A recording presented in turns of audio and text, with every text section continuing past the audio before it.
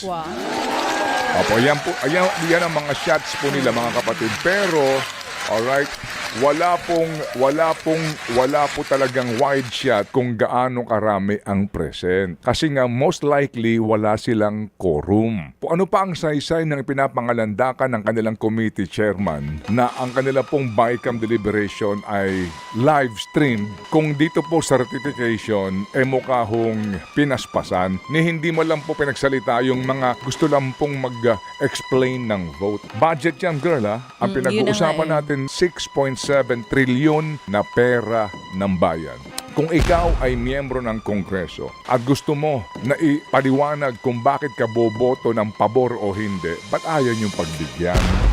Hindi po ba? Nominal voting po usually yan eh. At saka dyan po mga kapatid, meron munang attendance eh. Wala pong nakatayo doon at nakapagsabi, Mr. Speaker, do we have a quorum?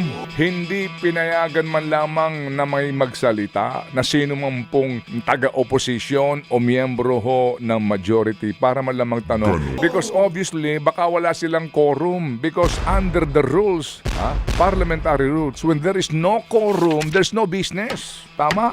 Ba't ka magpapasa ng isang pambansang budget nang walang quorum?